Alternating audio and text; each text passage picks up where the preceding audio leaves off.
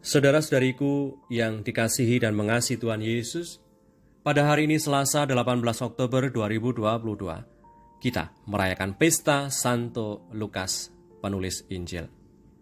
Menu sabda kita hari ini dari Injil Suci menurut Lukas, bab 10 ayat 1 sampai 9. Mari kita siapkan hati kita untuk mendengarkan sabdanya.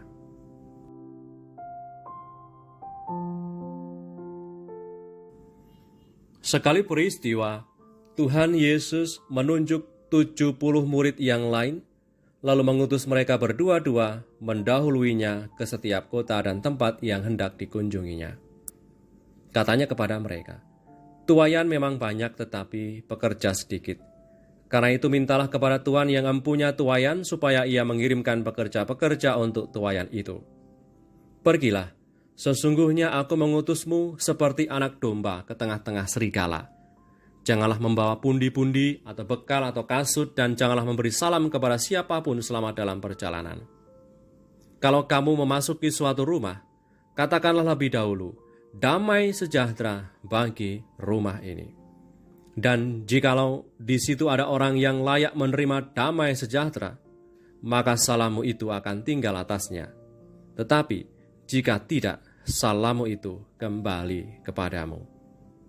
Tinggallah dalam rumah itu, makan dan minumlah apa yang diberikan orang kepadamu, sebab seorang pekerja patut mendapat upahnya. Janganlah berpindah-pindah rumah.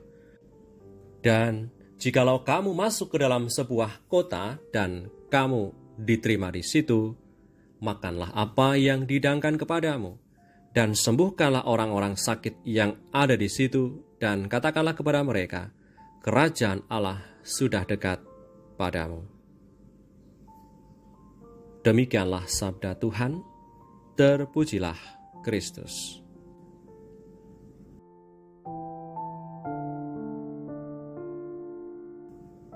Saudara-saudariku yang terberkati, hari ini kita merayakan pesta Santo Lukas pengarang Injil.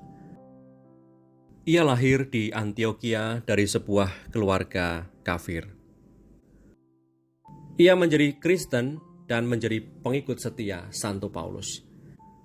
Dia memiliki latar belakang dan pendidikan Yunani, sehingga ia sangat menguasai bahasa Yunani, berbicara dalam bahasa Aram di Antiokhia, dan menjadi sarjana dalam bahasa Ibrani. Dan dia juga berprofesi sebagai dokter. Saudari-saudaraku yang terberkati, dalam sabda Tuhan yang baru saja kita dengar hari ini, ternyata selain ke-12 murid yang ditetapkan oleh Tuhan sebagai murid dan rasul, sebagai murid eksklusif Tuhan, ia juga memanggil dan mengutus banyak orang seperti dikisahkan hari ini, di mana Tuhan Yesus menunjuk 70 murid yang lain, dan mereka diutus berdua-dua mewartakan kerajaan Allah sambil menyembuhkan orang-orang sakit sebagai penegasan atas pewartaan sabda Allah yang penuh daya dan kuasa itu. Sebagai utusan, tentu akan mengalami tantangan dan bahaya. Tantangan dan bahaya itu dikatakan juga oleh Tuhan tadi, di mana mereka seperti anak domba di tengah serigala. Menakutkan sekali situasi ini. Anak domba bisa menjadi santapan dan makanan lezat yang lemah yang bisa diterkam dengan mudah oleh serigala yang lapar dan puas.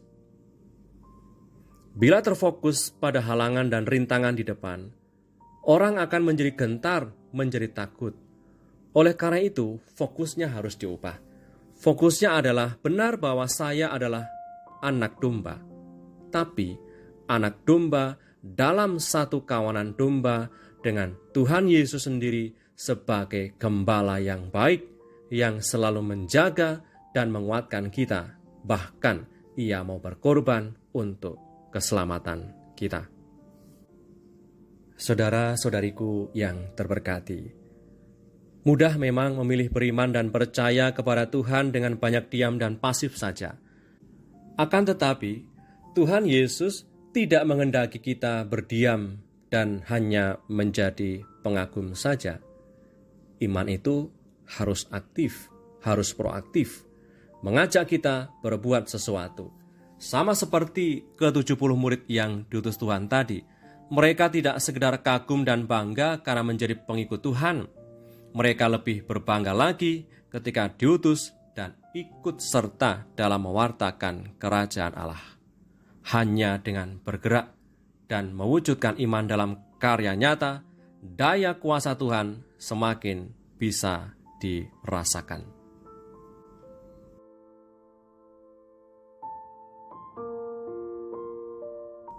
Marilah berdoa dalam nama Bapa dan Putra dan Roh Kudus. Amin.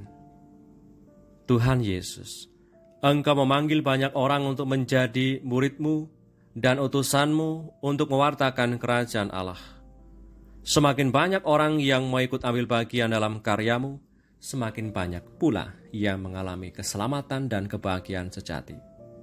Semoga kami pun dimampukan untuk berani ambil bagian dalam tugas suci, menjadi murid-Mu dengan belajar memilih hidup baik dan benar. Sebab Engkaulah Tuhan dan pengantara kami, yang hidup dan berkuasa bersama Bapa dalam persekutuan Roh Kudus, Allah Meraja sepanjang segala masa. Amin. Salam Maria, penuh rahmat Tuhan sertamu. Terpujilah engkau di antara wanita dan terpujilah buah tubuhmu Yesus. Santa Maria Bunda Allah, doakanlah kami yang berdosa ini, sekarang dan waktu kami mati. Amin. Berkatalah yang Maha Kuasa turun atas kita semua, Bapa dan Putra dan Roh Kudus. Amin.